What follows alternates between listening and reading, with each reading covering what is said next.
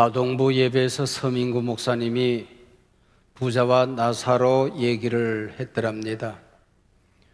부자는 이 세상에서 잘 살았지만은 지옥에 갔고, 나사로는 가난하게 살았지만은 천국에서 하나님과 함께 살았다고. 여러분은 부자처럼 되기를 원해요? 나사로처럼 되기를 원해요? 그랬더니 이제 갓 아동부에 들어간 우리 세우미가 그렇게 대답을 하더래요. 이 세상에서는 부자로 살다가 천국에 가서는 나사로랑 살래요 그러더랍니다. 우스갯소리이긴 하지만은 답은 정답이지요. 어리석은 사람들은 지옥 같은 세상에서 지옥처럼 살다가 죽어서 나가는 게 천국인 줄 압니다. 그러나 하나님께서는 당신의 자녀들을 위한 거룩한 계획을 가지고 계십니다. 천국 같은 세상에서 천국처럼 살다가 영원한 천국에서 하나님과 함께 살기를 원하고 계십니다.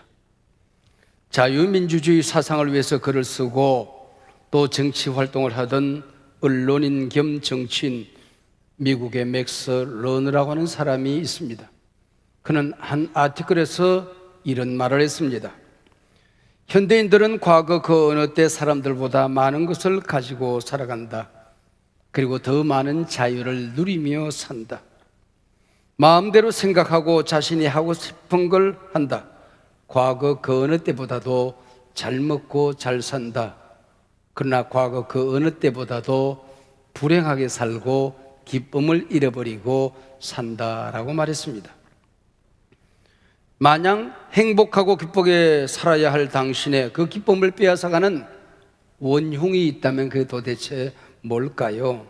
오늘 빌립보서 1장 12절로 18절 말씀은 본문의 시작, 기쁨을 주제로 한 빌립보서 첫 어젠다입니다. 우리의 기쁨을 빼앗아가는 게 무엇인가 하는 거죠. 성경은 그것이 무엇이든 성도는 기쁨을 빼앗기지 말아야 한다는 겁니다. 아니, 환경이 우리의 기쁨을 빼앗아갈 수가 없다는 것입니다. 그래서 오늘 설교 제목이 기쁨을 빼앗기지 마라입니다. 하나님의 사람 사도 바울에게서 기쁨을 빼앗아 가고자 마귀가 던진 첫 번째 올가미는 환경이라고 하는 것입니다. 오늘 본문 12절 시작하는 말씀에 바울은 나의 당한 일이라고 표현을 했습니다. 어느 날 갑자기 내 삶이 힘들어지고 내 얼굴이 일그러지고 있었다면 틀림없이 갑자기 밀어닥친 힘든 환경일 것입니다. 바울이 말하는 나의 당한 일이라고 하는 것은 복음을 전하다가 로마 감옥에 투옥된 사건을 말합니다. 복음을 전하기 위해서는 최소한 몸뚱아리 하나라도 자유스러워야 하는 것 아닙니까? 전도자 바울이 아니더라도 억울한 누명을 쓰고 감옥에 갇히길 원하는 사람은 아무도 없을 것입니다. 억울한 위기 상황 속에서 제일 먼저 터져나오는 건 불평이요 원망이지요. 선한 일을 하다가 오해받고 모함을 당하고 손가락질을 당하고 있다면 쉽게 견뎌낼 사람이 그렇게 많지 않을 것입니다. 복음을 전하겠다는 일념으로 하나님의 뜻을 따라서 내 생애를 던진 나를 5년 동안이나 감옥에 가두다니 어찌 하나님이 이럴 수 있단 말인가? 그래, 그만두자. 안 하면 될 것 아니야? 전도가 뭐고 깨끗이 포기하자. 이게 보통 우리의 모습 아니었습니까? 하나님을 믿는 신앙이라고 하면서도 위기 상황마다 입을 열어 불평하고 원망하기를 얼마나 자주 해왔습니까? 이런 상황 속에서 바울을 통하여 성경은 우리에게 뭐라고 말씀하고 있습니까? 12절입니다. 형제들아, 내가 당한 일이 도리어 복음 전파의 진전이 된 줄을 너희가 알기를 원하노라. 오늘 본문 시작하는 첫 번째 단어는 형제들아입니다. 내가 지금 어떤 어려움을 겪고 있는가에 관심을 가지는 것이 아니라 내 고난으로 말미암아 교회가 시험들면 안 되는데, 나와 교제하는 사랑하는 형제들이 시험당하면 안 되는데, 사도 바울은 지금 전전긍긍하고 있습니다. 형제들아, 우리 제대로 알자, 그 얘기입니다. 도리어 복음 전파의 진전이 되었느니라. 도리어 반전 단어, 역전의 단어 아닙니까? 위기가 도리어 기회가 되었습니다. 악이 도리어 선이 되었습니다. 이것이 도리어입니다. 여기 진전이라고 하는 이 말은 퍽 재미있는 단어입니다. 오늘 본문이 기록될 이 당시에는 전쟁 용어, 군사적인 용어로 쓰여지고 있었습니다. 본진이 진격해 들어가기 전에 공병대가 길을 닦고 다리를 건설하는 이 일을 진전이라는 단어로 썼던 것이죠. 바울이 로마에 전 세계에 복음을 전하기 위하여 그렇게 애를 썼는데 길이 열려지지가 않은 것입니다. 그런데 사도 바울이 감옥에 들어간 이 사건이 공병대가 길을 닫고 다리를 건설하는 그 일이 되었다고 하는 것입니다. 그게 진전입니다. 역설적이지만 감옥에서 큰 길을 닦았다는 것입니다. 여러분이 지금 어떤 어려움에 직면하여 있습니까? 그 어려움이 새로운 길로 내디디는 하나님의 선한 기회로 달려가는 진전, 커다란 도로가 되기를 축복합니다. 환경의 위기가 오면 아싸, 역전의 기회가 왔다, 그렇게 믿으라는 겁니다. 내가 당한 일이 내 비전 달려가는 도로공사가 되었다고 해석을 하라는 것입니다. 지금 사도 바울의 몸은 가둘 수가 있었지만은 우리 주 예수 그리스도의 피 묻은 복음을 로마가 가둘 수는 없었던 것이요. 16세기 영국 교회가 복음주의자들의 복음 전도를 핍박하던 박해하던 시기가 있었습니다.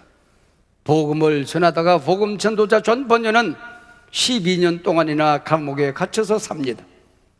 이 12년 동안 감옥에 있는 동안에 성경 다음으로 많이 읽혀진 책, 인류 역사상 가장 위대한 책으로 꼽혀지는 첼로 역정을 기술하게 만들게 되는 것입니다.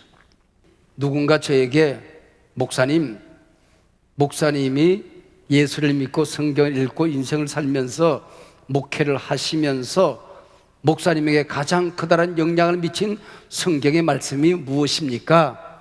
성경의 사건이 무엇입니까? 라고 묻는다고 한다면 저는 거침없이 한 사건을 기억합니다. 모세가 가데스에서 12 정탐꾼을 보낸 사건입니다. 정탐하고 돌아온 10명의 정탐꾼, 우리는 올라갈 수 없다. 올라가도 이길 수가 없다. 그들은 거인이요, 그들이 보기에도 우리는 메뚜기와 같았을 것이다. 갈렙과 여호수아는 그곳은 하나님의 말씀대로 심히 아름다운 땅이다.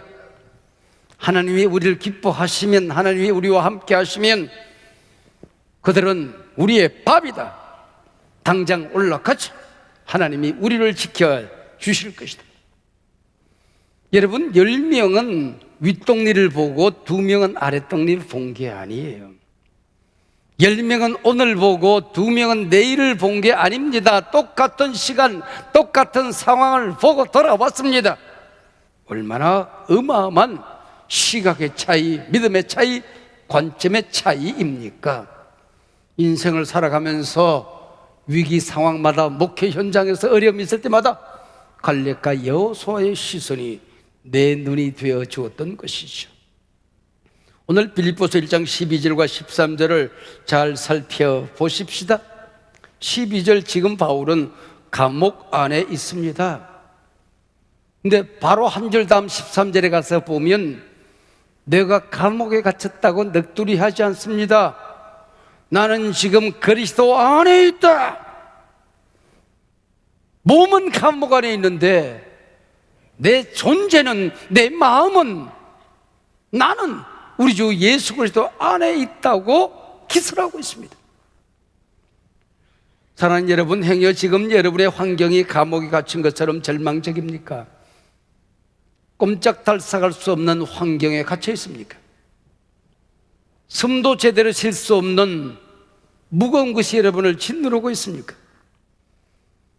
나는 지금 감옥에 갇혀있는 존재가 아니다. 하나님이 나와 함께 계시면 나는 우리 주 예수 그리스도 안에 있다. 할렐루야. 선포하시기 바랍니다. 나는 지금 세상에 갇힌 메뚜기다. 부정적인 시각을 집어던지고 이 고난도, 이 위기도, 세상도 내 밥이다. 하나님이 나를 기뻐하시면, 하나님이 나와 함께 하시면. 로마교회 건설의 다리공사가 어떻게 이루어졌습니까? 세계 선교의 길이 어떻게 만들어졌습니까? 복음의 진전이 어떻게 이루어졌습니까? 13절, 모든 12대 안과 그 밖의 모든 사람에게 나타났다. 그렇게 기록합니다. 모든 12대 안에 복음의 역사가 나타났다.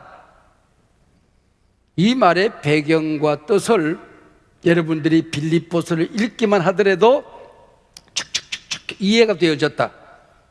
그러면 오늘 예배 후에 당장 월요일날 장로의 신학대학으로 달려가셔서 신대원 원서를 사시길 바랍니다. 여러분은 여기 앉아있을 존재가 아니에요. 여러분, 제가 짤막하게라도 설명을 드릴게요. 12대 안에 복음이 전해졌다. 문장은 간단해요. 그러나 그 내용은 어마무시한 사건을 말하는 것입니다. 있을 수 없는 불가능한 기적이 일어난 겁니다. 12대란 궁중 황제와 함께 살면서 황제를 지키는 친위대를 말하는 겁니다.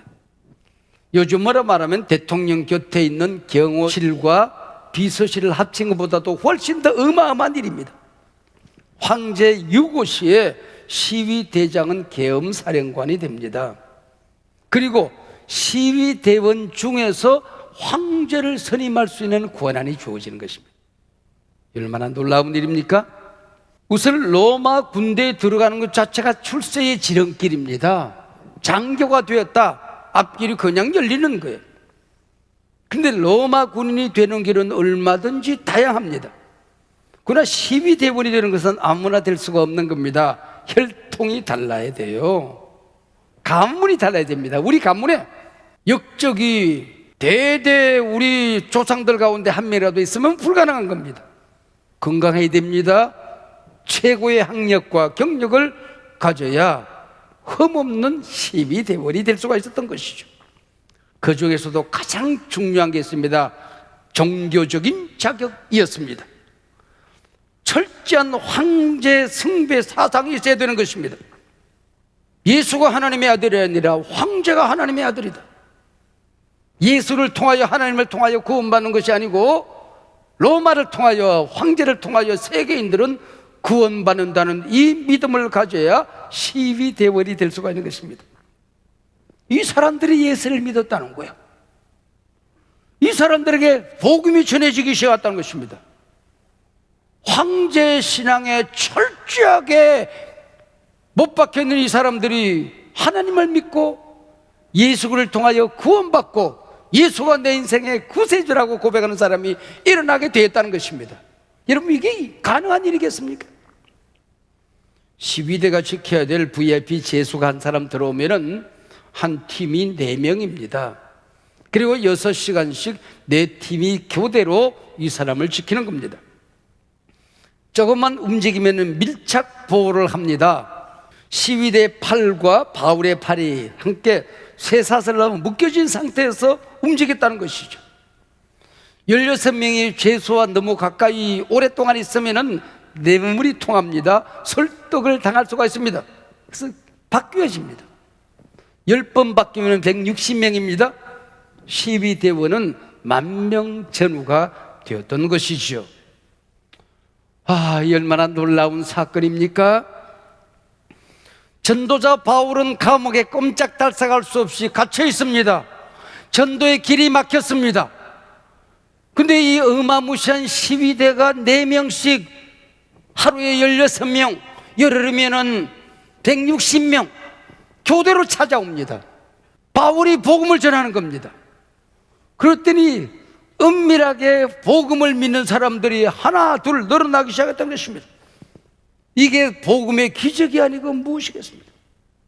이게 세계 선교 역사에 공병대가 건설하는 하나님 나라 천군 천사 영적인 건설 대원이 건설하는 어마무시한 큰 길이 아니고 무엇이겠습니까?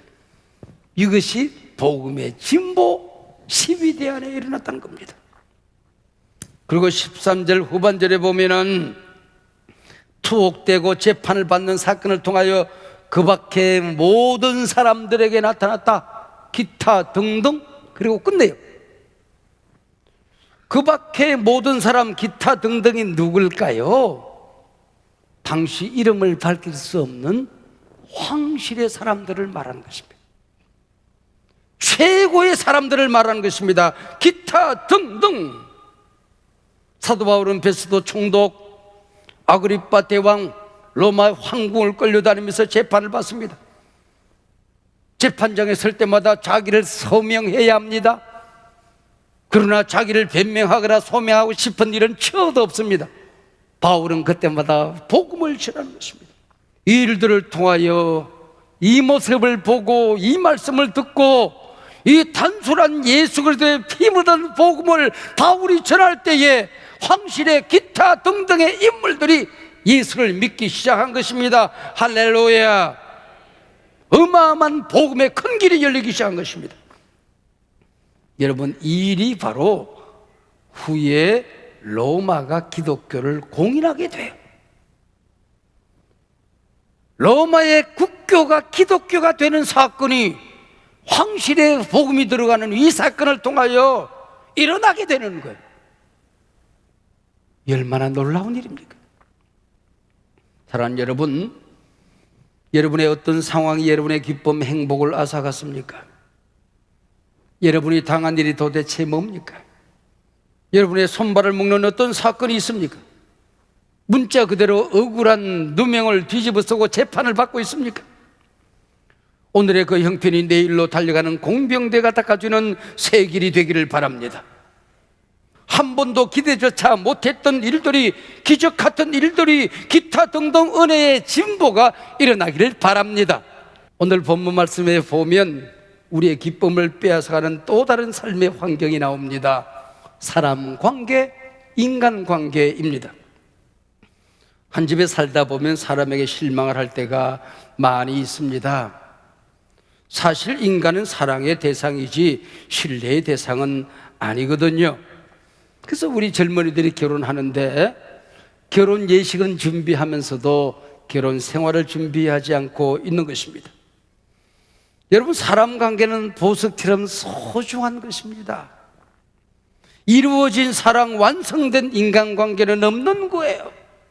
보석을 다루듯이, 곱고 고운 꽃 한 송이를 키우듯이 물을 주고 따뜻한 마음으로 햇빛을 주고 가꿔야 되는 거예요. 사랑의 관계는 이렇게 소중한 것이에요. 소중했던 인간관계가 뒤틀어지고 나면 스트레스가 오고 각종 질병이 찾아옵니다. 특별히 간질환, 위장질환이 찾아오는 것입니다. 우리의 기쁨을 빼앗아가는 원흉이 인간관계라고 하는 것입니다. 가정 안에서, 교회 안에서, 직장 안에서, 친구관계에서.